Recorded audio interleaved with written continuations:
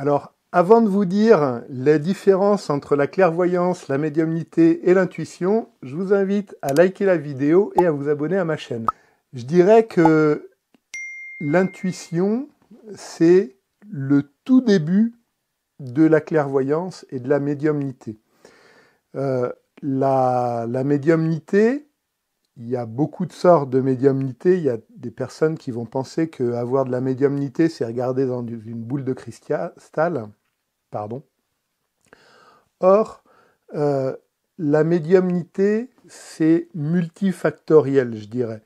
C'est-à-dire que, pour moi, la médiumnité, ça inclut la clairvoyance, ça inclut la clairaudience, ça inclut le clair ressenti, et je pense que c'est déjà pas mal.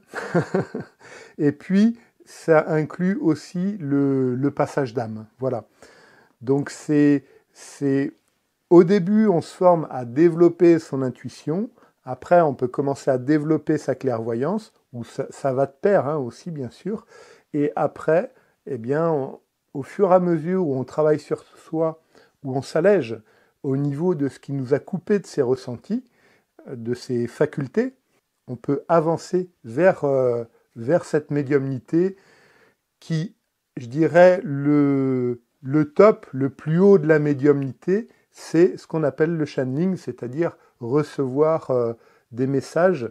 Alors, je précise bien, parce que souvent, quand je dis ça, on me dit « oui, je reçois des messages de mes ancêtres, de mes grands-parents qui sont décédés ». Non, quand je parle de channeling, c'est recevoir des messages des maîtres et des guides ascensionnés. Voilà. Donc ça n'a rien à voir avec une communication avec des personnes décédées ou des ancêtres. C'est quelque chose de bien plus fin, de bien plus puissant. Donc c'est ça, je dirais, au niveau de la médiumnité, où quand on arrive à ce niveau-là, il faut faire très attention. Est-ce qu'on est réellement en contact avec un guide ? Ou est-ce qu'on est en contact avec on ne sait pas trop quoi? Parce que certaines personnes me disent « mais moi je suis en contact avec mes guides et ils me disent de faire très attention ». Et alors, si un guide te dit de faire très attention et t'envoie des injonctions de peur, c'est que ce n'est pas un guide qui te parle. Parce qu'un guide n'envoie jamais ce type d'injonction et s'arrange toujours pour que tu sois dans un climat de confiance et de sérénité.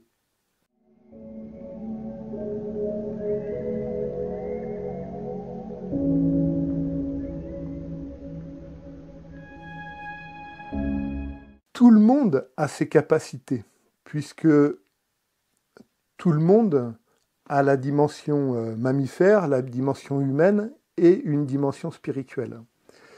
Seulement, quand on arrive en tant qu'enfant, en tant que bébé, on est connecté à tout ça, on est tout ouvert. C'est pour ça que les bébés, ils ont les chakras super ouverts, en fait, parce qu'ils viennent d'en haut, d'un milieu de pureté, et du coup, ils n'ont pas... bon, quand ils arrivent, quand ils s'incarnent, ils ressentent un peu les égrégores des pays et de la famille, mais au fur et à mesure où ils grandissent, après, ils commencent à recevoir les injonctions conscientes et inconscientes des parents et de la famille. Et du coup, c'est ça qui les ferme. Et puis les injonctions également de l'extérieur. Parce que quand on est très sensible, qu'on se promène à l'extérieur, que ce soit à la foire, au salon bien-être ou à la plage, où vous voulez, il y a des énergies qui peuvent correspondre plus ou moins. Et l'enfant, quand il sent ça, eh bien, au fur et à mesure, il se referme parce qu'il veut se protéger, parce que lui, il n'a pas la capacité de se protéger et de faire face à tout ça. Et au fur et à mesure où l'enfant grandit, il perd ses capacités, il perd ses facultés. Un exemple, souvent les enfants de 4, 5, 6 ans, ils ont une répartie, mais qui déconcerte énormément les adultes. Parce qu'ils disent quelque chose, c'est tellement juste, c'est tellement vrai, c'est tellement évident, ils tapent, ils touchent pile là où c'est difficile pour l'adulte. Et s'ils le font, c'est qu'ils sont bien connectés à quelque chose que la plupart des adultes ne sont plus connectés à ça. C'est qu'ils voient au-delà de l'apparence, au-delà de ce qu'il y a. Et puis, comme les enfants ils disent ce genre de choses, ça ne plaît pas aux adultes. Donc, comme ça ne plaît pas aux adultes, souvent ils se font remonter un petit peu les bretelles, parce qu'on dit on ne parle pas comme ça aux gens. Et du coup, l'enfant il dit ah bon, on ne parle pas comme ça. Donc, en fait, on lui dit ne sois pas clair comme tu es. C'est pas possible, tu peux pas dire ça aux gens. Donc, l'enfant il se ferme. Et puis après, à l'âge adulte, certains ont un accident, on peut faire une NDE, certains peuvent avoir un coma, ou certains peuvent tomber très très bas, au niveau moral, burn-out et tout ça. Et du coup, là, on se dit, il faut que je fasse le chemin inverse. Voilà, souvent.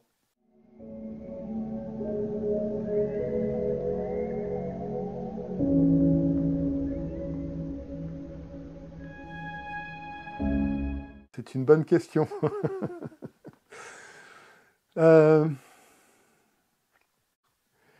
Je sentais que j'avais quelque chose en moi, même avant que je commence vraiment le travail sur moi.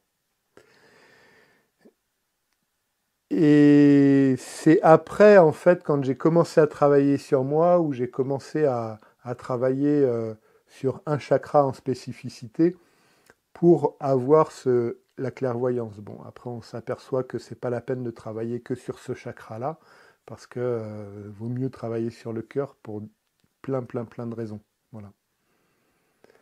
Donc, je dirais que ces facultés sont revenues à partir du moment où j'ai commencé à travailler dessus. Et puis, en fait, c'est ce que je dis dans mes formations. Le but, c'est de travailler sur soi. Et c'est en travaillant sur toi, au niveau cellulaire, que tu vas pouvoir te rouvrir aux choses que tu as perdues, parce que tu vas petit à petit sortir de l'emprise dans lequel tu as été. Alors, quand je dis l'emprise, c'est tout le monde, absolument tous les êtres humains sont sous une certaine forme d'emprise. Une certaine forme. Hein. On n'est pas tous complètement sous emprise, mais parce que, en tant qu'enfant, c'est ce que je parlais tout à l'heure, tu as voulu faire plaisir à tes parents, arrêter de dire des choses qui touchaient et qui faisaient vaciller les adultes.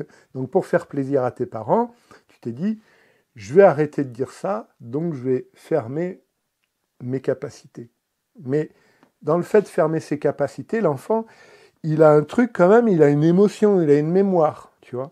Ça lui crée une mémoire. Et du coup, il faut aller chercher tout ça pour pouvoir se rouvrir. Parce que certains vont travailler sur le troisième œil, vont chercher à l'ouvrir.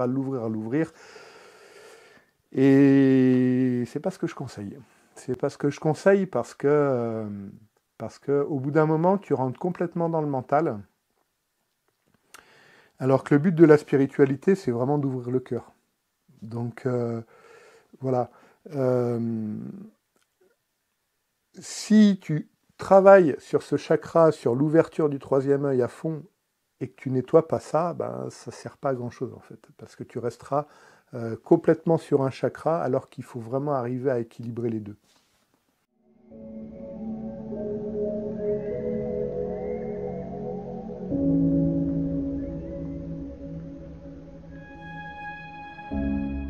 Je dirais que c'est en fonction de chacun. Je sais, j'avais rencontré une personne une fois qui m'avait dit « Mais moi, je ne vois pas les choses, mais je les ressens. » Et elle avait un ressenti extrêmement juste. Donc, je dirais, quelque part, c'est pas ça qui est très important.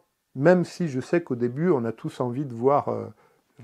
pour caricaturer, je dis souvent, on a tous envie de voir défiler un film de James Bond au niveau du troisième œil. Mais faut savoir que le film de James Bond, parfois, on voit beaucoup de choses. Et c'est vrai que parfois, c'est vraiment un livre ou un film qui se déroule. Mais c'est pas souvent, c'est pas toujours. Hein. Voilà. Donc je dirais, travailler ces choses, avancer, et puis déjà, De toute façon, la clairvoyance, si tu es clairvoyant, tu auras une intuition développée. Si tu as des facultés de médium, tu pourras développer également ta clairvoyance. Voilà. Mais tout ça, faut le faire en étant dans un équilibre. Faut pas le faire, comme je disais tout à l'heure, en forçant que sur le troisième œil. Voilà, donc c'est vraiment important de pouvoir équilibrer ça, le troisième œil et le cœur. Surtout, ne pas oublier le cœur, parce que c'est de cette façon-là où vous pourrez évoluer, vous, aimer plus et développer ces facultés de médiumnité en ayant la force, la puissance d'amour. Parce que souvent, dans le magnétisme, on dit « ouais, j'y mets plus de force ». Mais c'est pas de la... Le but, c'est de rentrer dans la force d'amour. Et des fois, en tant qu'humain, c'est normal, on a tendance à l'oublier. Je veux dire, Jésus n'est pas Jésus pour rien, quoi. Enfin, Bouddha n'est pas Bouddha pour rien. S'ils ont réussi à tout ça, c'est quand même des êtres exceptionnels. Et c'est vrai que nous, en tant que commun des mortels, ben des fois, on voudrait passer ou stopper certaines entités, certaines énergies, et on veut se mettre dans la force, une force énergétique, alors que, en fait, ce qui est vraiment important, c'est de rentrer dans la force d'amour. Mais ça, on ne nous l'apprend pas à l'école. Si vous voulez aller plus loin dans le développement de votre clairvoyance et de votre intuition, je vous propose un webinaire et un soin quantique prime pour que vous puissiez développer tout ça. Pour ça, cliquez sur le lien sous la vidéo.